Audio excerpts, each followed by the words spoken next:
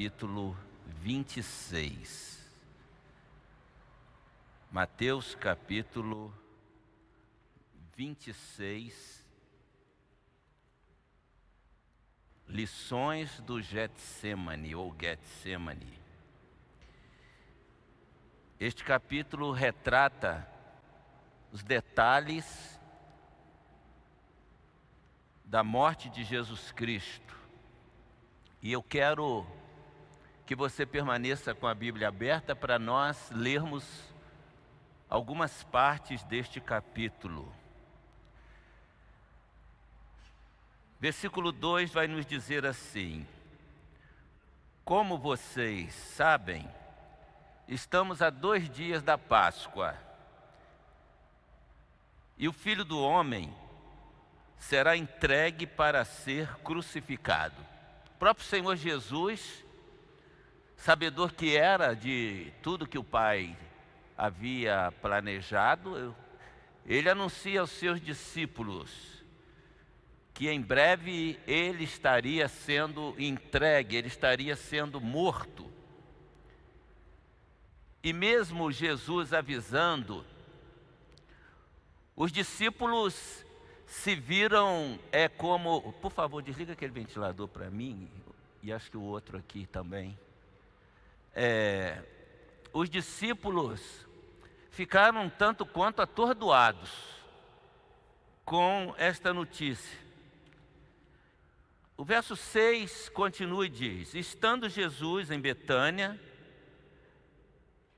na casa de Simão, o leproso, aproximou-se dele uma mulher com um frasco de alabastro, contendo perfume muito caro.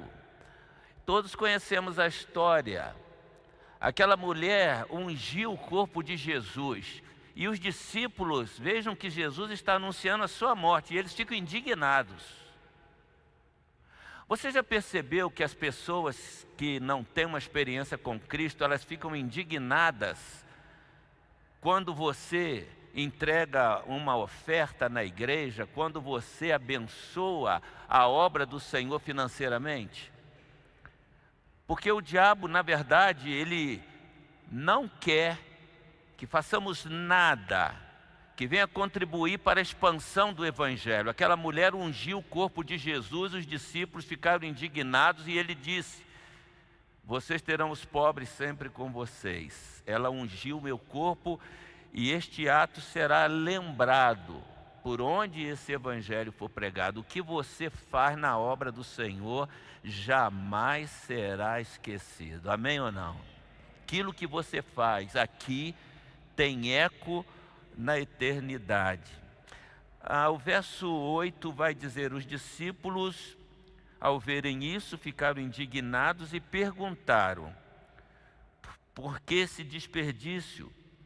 Este perfume poderia ser vendido por alto preço e o dinheiro dado aos pobres. As pessoas até pousam de cuidadosas dos necessitados, mas com os recursos do outro, não com seus próprios recursos. Era uma justificativa dos discípulos, que ficaram pasmos quando viram a atitude daquela mulher. A tua atitude pode decepcionar as pessoas à tua volta, mas a tua atitude estará glorificando o nome do Todo-Poderoso. É isso que você tem que entender. E o texto continua no verso 12 e diz: quando derramou este perfume sobre o meu corpo, ela o fez a fim de me preparar para o sepultamento. Os discípulos não estavam nem aí com os ensinos de Jesus a respeito da brevidade da sua partida e da dor que ele tinha no coração. Às vezes nós caímos nesta tentação. A pregação do Evangelho é urgente nos dias de hoje, porque Jesus morreu para salvar pessoas e determinou que preguemos o Evangelho, mas às vezes nós nos perdemos nos discursos que nada tem a ver com o propósito central de Jesus. Enquanto isto, as autoridades estavam conspirando para ver como mataria Jesus. E a partir do verso 14, o texto sagrado nos diz: então um dos 12, chamado Judas Iscariotes, dirigiu-se aos chefes dos sacerdotes e lhes perguntou: o que me darão se eu entregá-lo a vocês? E fixaram-lhe o preço, 30 moedas de prata. Meus amados, é triste um episódio como este, porque Judas, ele era íntimo de Jesus, ele era pessoa de confiança de Jesus, inclusive para contabilizar os recursos financeiros. É um perigo quando as pessoas têm ambição na área financeira. Eles vendem a alma, eles vendem os melhores amigos. E foi isso que Judas fez. Mesmo tendo sido chamado por Jesus, mesmo caminhando com Jesus, mas o seu coração estava aprisionado às coisas desta vida. Jesus, ele vai instituir a ceia que nós vamos inclusive celebrar hoje. Porque toda essa trama, todo esse episódio dizia respeito a um plano divino que havia de se cumprir. Alguns vão querer dizer que Judas já nasceu para isto, determinado para isto. Eu não creio desta maneira. Até porque outros seguidores de Cristo tinham mais propensão de fazer o que Judas fez. Tomé é um deles. Pedro é outro. Um negou, o outro duvidou. Judas foi chamado por Jesus para segui-lo, e ele o seguiu. Como muitos às vezes recebem o chamado e começam a seguir a Jesus, mas os interesses às vezes falam mais alto do que o comprometimento.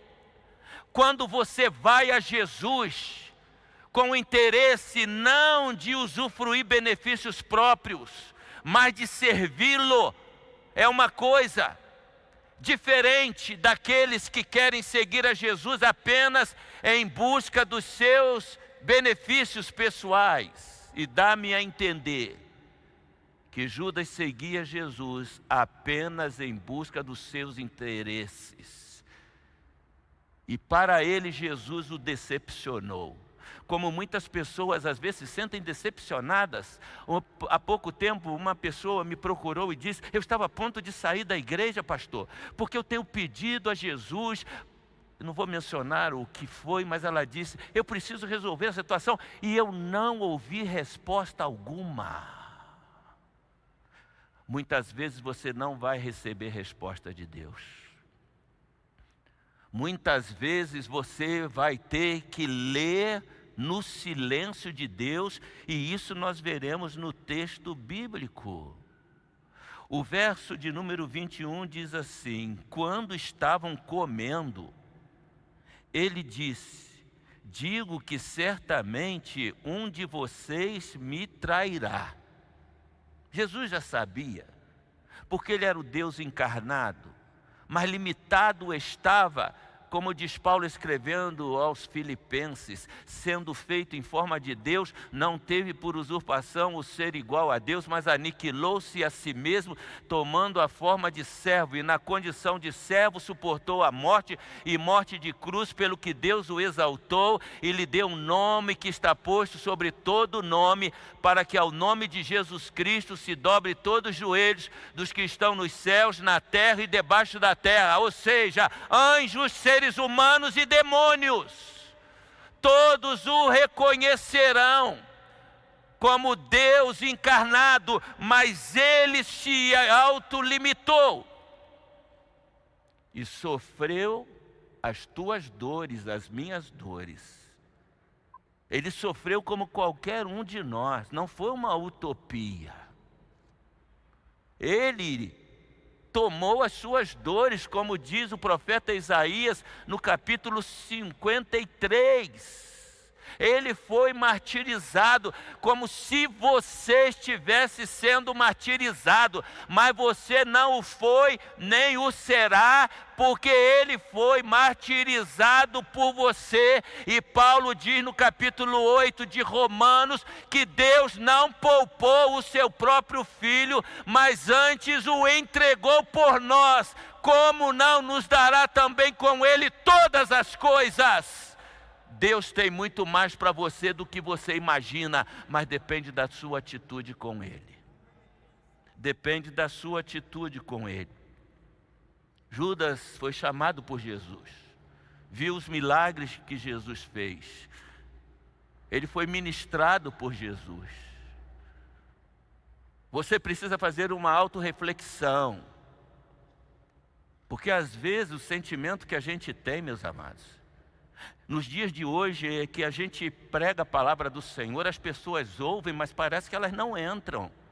As palavras não entram. Não há mudança de vida. E você corre um sério risco de ser um seguidor de Jesus, mas à distância, sem ter experiências profundas com Ele. Olha o que Judas diz, o verso 25. O Senhor diz que ele havia de ser traído. Olha o que o traidor diz. Então Judas, que haveria de traí-lo, disse: porventura sou eu, mestre? Porventura sou eu? Em algumas traduções, como na NVI, Nova Versão Internacional da Bíblia, vai dizer assim: com certeza não sou eu. Com certeza não sou eu. Só trai quem é amigo íntimo. Porque quem é inimigo não trai, você já espera tudo de mal dele. Agora você imagina Jesus sendo traído pelo seu ou um dos seus melhores amigos. E Jesus afirma: sim, é você. Você sabe que você está me traindo. Cada um de nós sabe muito bem do relacionamento com Deus, se a gente vive na intimidade do Senhor ou se a gente vive na superficialidade. O verso 27 nos diz assim: em seguida tomou o cálice, deu graças e ofereceu aos discípulos, dizendo: bebam dele todos vocês. Aqui está a instituição da ceia do Senhor. Por isso que nós celebramos a ceia. Jesus estava para ser entregue logo após a Páscoa.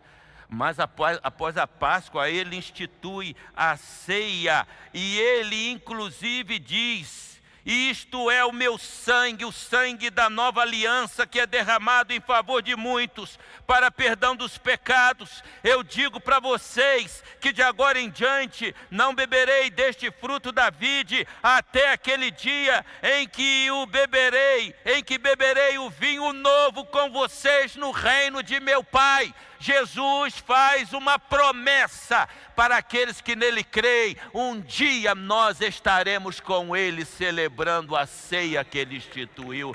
Pode glorificar o nome do Senhor, igreja.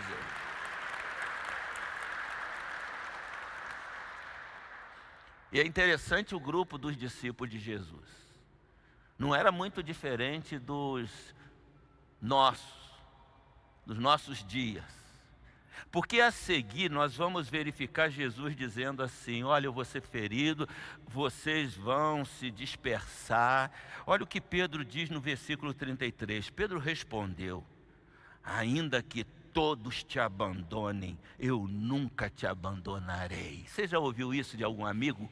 Eu já ouvi de alguns. De pé juntos, eu nunca te abandonarei. E abandonaram, negaram, traíram. Pedro disse: qualquer um pode fazer isso, eu jamais o farei. Respondeu Jesus: asseguro que ainda esta noite, antes que o galo cante, 3 vezes você me negará. Galo aqui necessariamente não é o galo que a gente conhece e coloca na panela para comer, tá certo? Era um tipo de toque que havia naquela época, até porque em Israel não havia galos. mas era um tipo de toque que era dado para a troca dos soldados que montavam guarda. Mas Pedro declarou: mesmo que seja preciso que eu morra contigo, nunca te negarei. E todos os outros disseram o mesmo, e todos negaram. Se eles que foram chamados por Jesus, se eles que viram os milagres de Jesus, se eles que foram ensinados por Jesus, o traíram, o negaram. Eu imagino, nos dias de hoje, os seguidores de Jesus. É por isso que Jesus nos adverte. Quando ele está no Getsemane, aquele horto, que para mim era o lugar do encontro de Jesus com o Pai. Porque era o lugar conhecido por Judas. Judas sabia que ao fim da tarde, todos os dias Jesus ia para aquele lugar. Qual é o teu lugar de encontro com o Pai, meu amado? Se é que nós temos essa prática de nos encontrar com o Pai Celestial. Tudo que Jesus fez foi para nos ensinar. Todos os seus atos não foram por acaso. Ele tomou a nossa forma, ele viveu como qualquer um de nós, e todos os seus atos foram para nos dizer o que nós temos que fazer.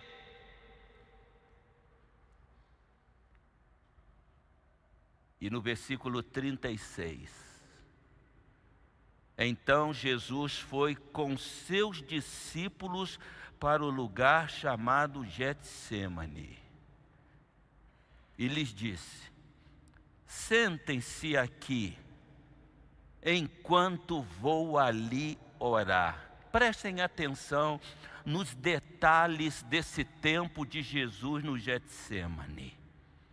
Ele foi com os seus discípulos e ele diz: sentem-se aqui enquanto vou orar. Um grupo fica em um determinado lugar.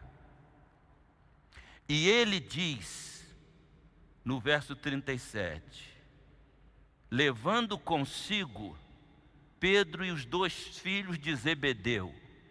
Marcos, ele vai dizer, no capítulo 14, a partir do verso 34, nesta mesma história, ele vai mencionar os nomes desses discípulos, filhos de Zebedeu: Pedro, Tiago e João. Um grupo fica à parte. Lembram-se quando ele subiu no monte da transfiguração? Alguns discípulos ficaram no pé do monte e ele leva ao topo do monte Pedro, Tiago e João. Dá-nos a ideia de que eram os seus amigos íntimos. Eu tenho dito para as pessoas: quem são os seus amigos íntimos? Você será o reflexo dos seus amigos íntimos. Quem anda com prostituta vai achar que ser prostituta não tem nenhum problema. Quem anda com traficante vai achar que traficar não tem nenhum problema.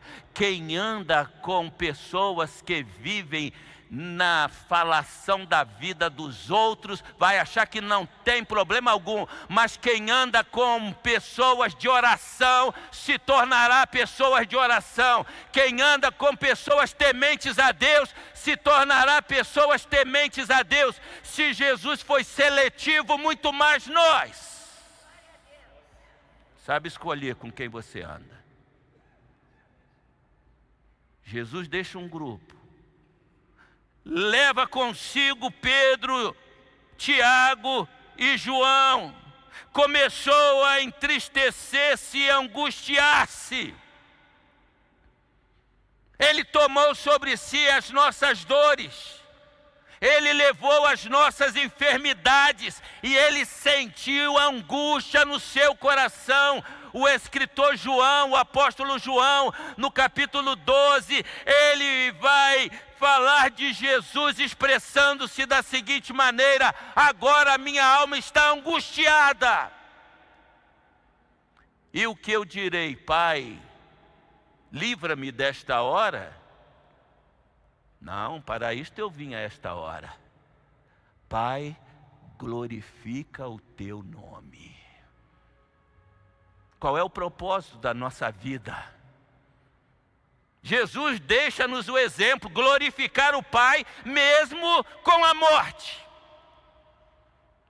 Esta deve ser a atitude de todos que decidem de fato viver para Jesus, como Paulo diz em Gálatas 2:20.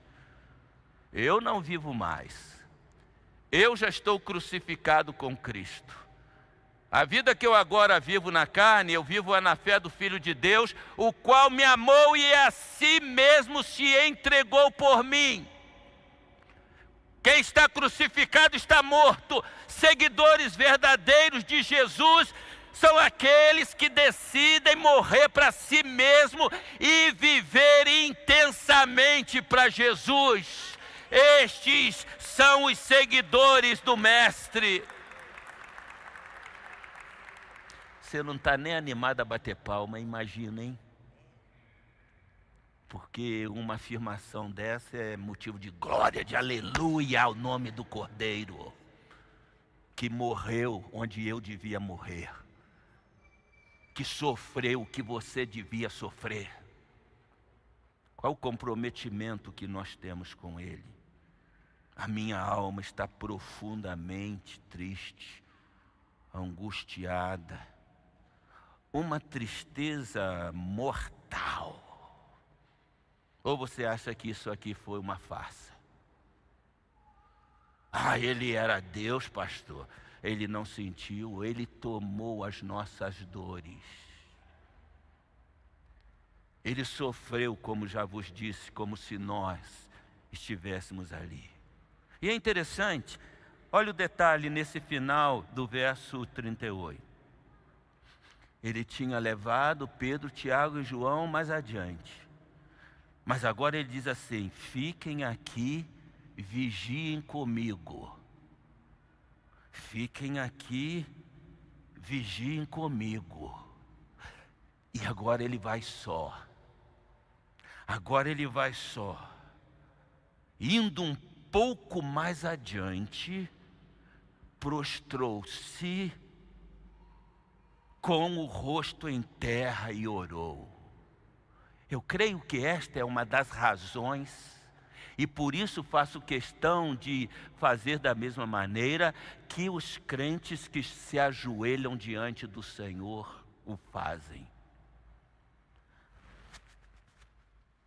Este é o exemplo. O que ele fez é para imitarmos. Foi um pouco mais adiante e prostrou-se sozinho. Os líderes em geral são pessoas solitárias. Sofrem as suas dores sozinhos. Vivem às vezes num anonimato de dor.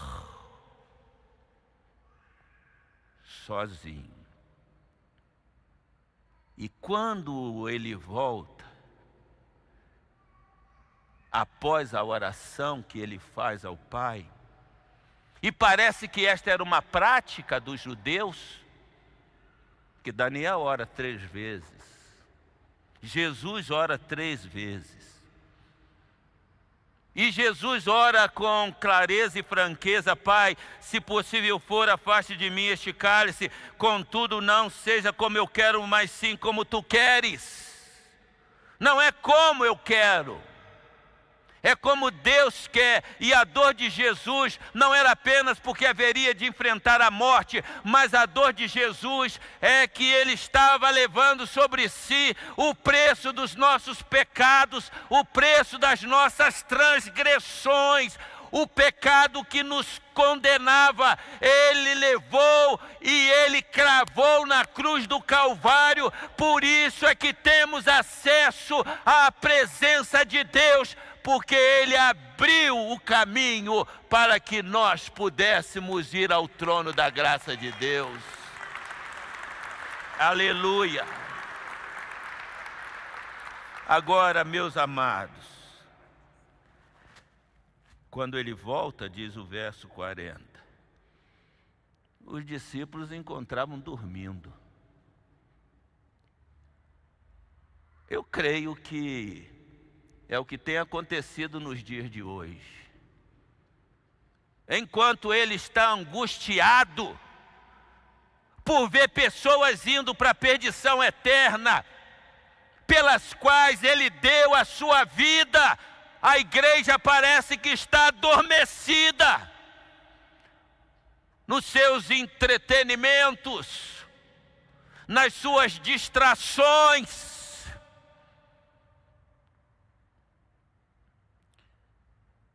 Vocês não puderam vigiar comigo por 1 hora? Aqui nós aprendemos uma lição. Não era oração, frase, não era oração pública. Ele diz: eu passei 1 hora com o Pai. E vocês estão cansados, mas não é hora de vocês dormirem. Eu trouxe vocês para vocês velarem comigo. Na hora da dor, você precisa de amigos de oração com você. Você precisa de companhia, você precisa de ajuda. Por isso Ele levou os seus amigos, mas os seus amigos, cansados que estavam e não entendendo a sua dor, o seu sofrimento, dormiram. E Jesus vai orar novamente. E Ele o faz por 3 vezes. E diz o texto sagrado que a sua dor foi tão grande que o seu suor, e era época de frio, não era época de calor, mas a sua dor era tão grande que Ele começa a suar sangue. O preço que Ele pagou sozinho. E disso nós tiramos uma lição. Você é o que é, dependendo daquilo que você faz quando você está sozinho. Se sozinho, quando ninguém está te vendo, você tem uma vida na presença de Deus exaustivamente, Deus está te vendo. Deus está te vendo. Se você quer ter uma vida de poder, uma vida de realizações profundas que Deus tem para nós, você precisa seguir o exemplo de Jesus. E Ele inclusive vai nos dar um alerta no verso 41, Ele diz assim: vigiem, vigiem e orem, para que não caiam em tentação. E qual a tentação, eu vos pergunto? Qual a tentação que Ele está se referindo? Sabe qual tentação? A tentação de não orar. A tentação de deixar de orar, a tentação de desistir, porque Ele está falando dos discípulos que estão dormindo enquanto Ele está sofrendo e orando sozinho, e Ele precisava deles. Jesus precisa da intercessão da igreja nos dias de hoje, meus amados. A igreja não pode ficar adormecida. Você precisa ir para a tua casa e ter um lugar de oração, como Jesus tinha o Getsemane, como seu lugar de oração. E isso está faltando à igreja do Senhor nos dias de hoje. Mateus 6,6, entra no teu quarto, faça do teu quarto um lugar de oração, faça da tua sala, faça do teu banheiro, mas tenha um lugar em que você vai encontrar com o Pai Celestial. Vigiem, vigiem, para que não caiam na tentação de desistir. Mas quando voltou, eles estavam dormindo de novo. É o retrato da igreja hoje. Você não vê aqui anúncios, você não vê louvores, você não vê entretenimento, mas você vê oração. Oração. Oração. E é interessante que depois ele volta para os seus discípulos e diz: vocês ainda dormem e descansam? Tudo bem, chegou a hora. Eis que o Filho do Homem está sendo entregue nas mãos de pecadores. Agora vocês podem dormir. Agora vocês podem descansar. O Pai já me revelou que eu vou ter que pagar o preço por vocês.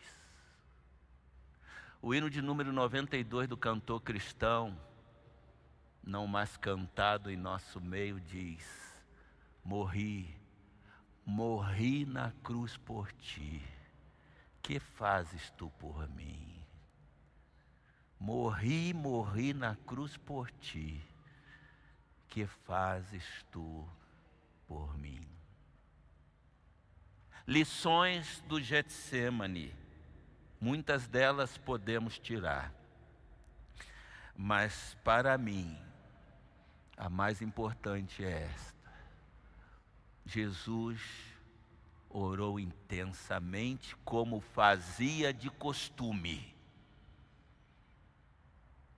Tudo que ele fez foi para seguirmos o seu exemplo. Que você saia daqui hoje com esse propósito: eu preciso ser um homem de oração. Eu preciso ser uma mulher de oração. Tenha o seu tempo com Deus. A realidade da tua vida, da tua família, a realidade da igreja vai mudar.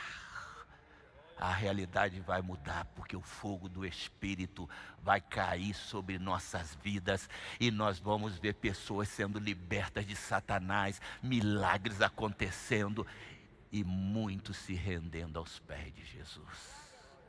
Que Deus nos abençoe. Amém. Glorifica o nome do Senhor. Aleluia. Aleluia. Ele disse aos seus discípulos: prepare o lugar onde eu vou celebrar com vocês. Aqui está o lugar onde nós estaremos celebrando com Jesus até que Ele volte. Os diáconos vão estar preparando os elementos da ceia. E o apóstolo Paulo, ele diz no capítulo 11 da primeira carta aos Coríntios, ele diz: eu recebi do Senhor o que eu vos ensinei. Que o Senhor Jesus, na noite em que foi traído, tomou o pão, tendo dado graças, o partiu e disse: isto é o meu corpo que é partido por vós. Vocês vão fazer isso em lembrança, em memória de mim.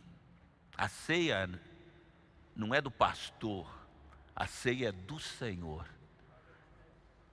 Eu recebi do Senhor, diz Paulo, o que eu vos ensinei.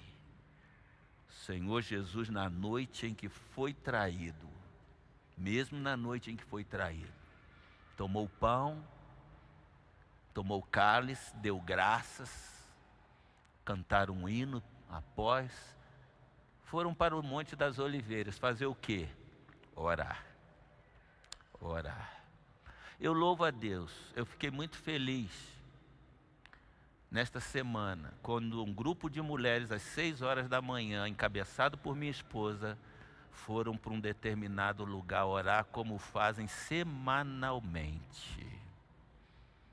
A igreja é sustentada pela oração. A igreja avança pelo poder da oração. Se una a homens e mulheres de oração, e você verá a diferença que fará na tua vida. Enquanto louvamos ao Senhor, os diáconos vão distribuir os elementos da ceia, e eu vou pedir que vocês que vão participar da ceia, vocês que aceitaram Jesus, passaram pelas águas do batismo, Eu vou pedir para vocês ficarem em pé e à medida que forem recebendo, vocês se assentem, para a gente saber os que vão participar da ceia neste momento.